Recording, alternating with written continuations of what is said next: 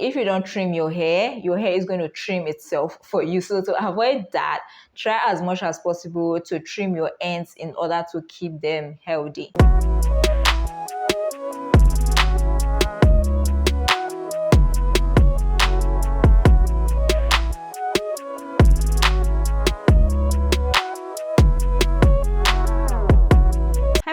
Welcome back, and if you're new here, welcome here. In this channel we talk about relaxed hair care, hair growth tips, protective styling, and so much more concerning the hair topic in general. So if you know you're interested in this type of content, please consider subscribing to join the family. So in today's video, I'm going to be sharing with you the part 3 of the 23 hair growth tips. So I think I even made a video like this last year where I shared with you guys 22 hair growth tips for 2022. So you can check that video out if you're interested, and you can also check out the part 1 and part 2 of this video in case you missed it. So yeah, without further ado, we are just going to get started. So the first tip I'm going to be sharing with you guys in today's video is to avoid color treatment. Now, color treatments are actually harsh and can be unhealthy on your hair, especially when you do them incorrectly. Personally, I have not done color treatments for my hair, so I can't really say the effect color treatment will have on my hair if I decide to do them now. But color treatments are chemicals and can be unhealthy for your hair, especially when you do them incorrectly. I'm not saying like run away or flee away from color treatments or don't use color treatments at all, but try and limit them as much as possible if you absolutely have to use them. Now, moving on, the next tip I'm going to be talking about is to use heat less frequently. By heat, I mean using things like blow dryers, flat irons, and others. So you want to try as much as possible to limit the amount of time you use heat in a year. Personally, for me, I use heat only when I relax my hair, rarely when I wash my hair, but mostly when I relax my hair. So let's say in a year, I can use heat on my hair about 2 times, about twice. So you want to try as much as possible to limit using heat on your hair. And when you want to use heat on your hair, on your account must just keep the use of a heat protectant. If not, you're going to get heat damage. The heat protectant basically acts as a barrier between your hair and the heating too. So always make sure to use a heat protectant whenever you want to heat style your hair. So moving on, the next tip I'm going to be talking about is keep your ends healthy. Now, there are so many ways to keep your ends healthy, and one of them is to use protective styles. I always tuck my hair away in my protective styles. I tuck my ends away in my protective styles. My hair is down like this because I'm filming this video. Rarely do I keep my hair down like this, like in a whole month or in a full like 3 months of a protective style challenge. I can leave my hair out just twice or thrice. So I always keep my ends wrapped in a bow and ordered. So using protective styles is one of the ways to keep your ends protected. Another way to keep your ends healthy is by trimming your ends. So when your ends are see-through, are damaged, are split, the best thing for your hair at that point is to get rid of those ends. If not, this split is going to travel up your hair shaft, and instead of losing just your ends, you are going to lose longer strands of hair. So basically, if you don't trim your hair is going to trim itself for you. So to avoid that, try as much as possible to trim your ends in order to keep them healthy. Then another way to keep your ends healthy is to make sure they are moisturized. So basically, whatever routine you want to carry out on your hair, whatever moisturizing routine you want to carry out on your hair, whether deep conditioning, whether using a leave-in, make sure you go heavy on the products when it comes to your ends. Make sure your ends are always the focus, because your ends are the furthest from your scalp, so they are the oldest and the weakest part of your hair. So you want to make sure that you focus on your ends. Another way to keep your ends healthy is with protein treatments as well. So not just moisturizing. When you want to do protein treatments, when you want to do protein deep conditioning, make sure you enter the focus. Make sure you go heavy on the products when it comes to your ends, because since your ends are the oldest and the weakest, they are going to need more protein than the rest part of your hair. So make sure you try as much as possible to get your ends. So yeah guys, these are some of the ways to keep your ends healthy. Now moving on, the next tip I'm going to be talking about is watch what you eat. Garbage in, garbage out. Your hair is basically a reflection of what you take in, because the nutrients you take in, the ingredients you take in and all that is what your body is going to utilize to grow your hair, to produce oil for your hair, to produce protein for your hair and all that. So always make sure you take in healthy food. Make sure your diet is healthy. Make sure you are well hydrated. Make sure you take in enough protein. Make sure you take in enough water. You can even go as far as taking hair supplements, taking vitamins and all that. Just basically get a balanced diet, eat healthy. And when your diet is so on point, you may have to do little or nothing when it comes to applying external products to your hair. So this is how important a healthy diet is when it comes to your hair care. Now moving on, the next tip I'm going to be sharing with you guys is don't use just any product. Just because it is a hair product does not mean that you should use it on your hair.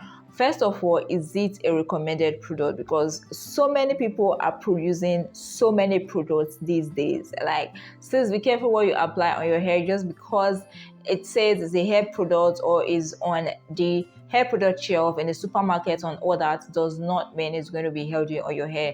First of all, check, is it a recognized product? Is it a recommended product? Does it contain healthy ingredients? So when you are seeing a product for the first time and you've not heard about it before or seen it anywhere before, and you probably want to experiment with the product, don't just pick it and use it on your hair. Research about it, look at the ingredients. Does it contain anything that may be unhealthy for your hair? Does it contain what your hair needs? Go online, research about it, look for reviews about the product online. So don't just use any product on your hair. The fact that it's a hair product does not mean that you have to use it on your hair. So be careful what you use on your hair. Another thing is that using a product on your hair also depends on your hair needs at that point. If your hair is suffering from protein overload, using a protein product at that point is going to be unhealthy for your hair because it's going to complicate things and your hair is going to break more. So when looking for products to get or buy, always compare it to the needs of your hair or to the current state of your hair, because the needs and wants of your hair are ever changing. They are not constant. So that is why your products may not have to be constant. You may also have to make changes to your products depending on the current state and the changing needs of your hair. Now moving on, the next tip I'm going to be talking about is keep track of your progress. Now keeping track of your progress is going to go a long way when it comes to your hair growth journey. You may not know this, but try it and you find out that it's actually very, very important, because when you keep track of your progress, first of all, you know what has been working. Because if you create a regimen right now and you implement that regimen for the next 6 months, if you keep your progress for those 6 months and you compare like your starting point and your end result, you're going to know if your hair regimen is working for you or not. So that is one importance of keeping progress of your hair growth journey. Another way it is going to be helpful is that it serves as a point of motivation. For example, if you see significant progress from your trackers or from your records, you are going to be more motivated. Like, you can see where you are coming from, you can see the progress you have made. So it sort of motivates you, encourages you to do more, to keep going in order to get more results and see more progress. So it is very, very important to keep a track of your hair progress.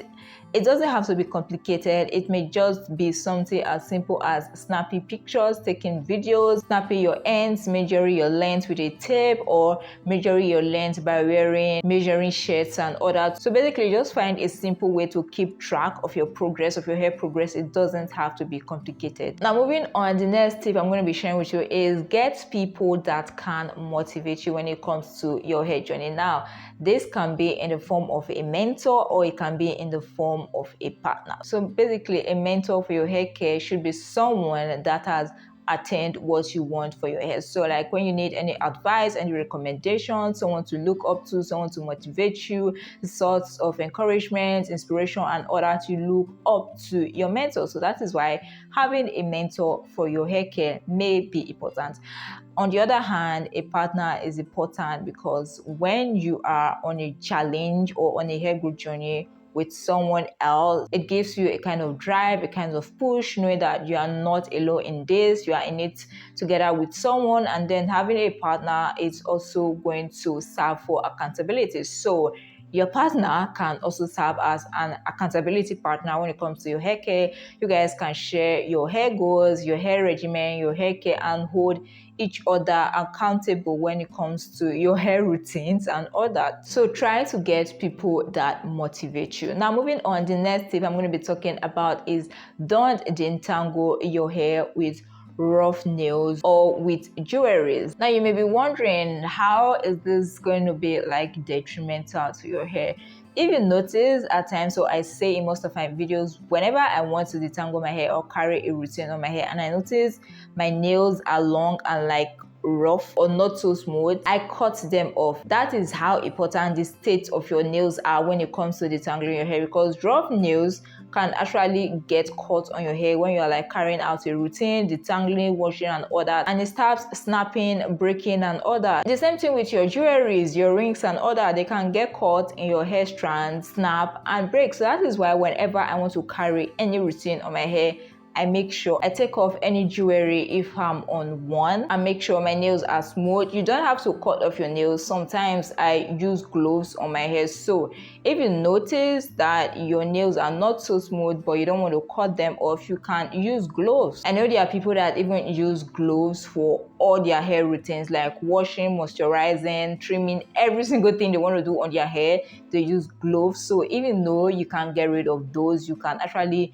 use gloves to make the detangling process easier and to prevent anything from catching on your hair strands and snapping your hair. Now moving on, the next tip I'm going to be talking about is be patient. I say this in almost all my hair growth tips video because it is very important and very key. You cannot go on this journey without patience. If I was not patient with my hair, I would not have gotten to this point today. Guys, I have been on my hair journey for almost 9 years now. I started my hair journey 2014. This is 2023. So by around June, between June, July, August this year, my hair will be 9 years old and I have not even gotten to my goal yet, because my goal is actually tailbone length, a blonde tailbone length. So I am still going. I have not given up hope.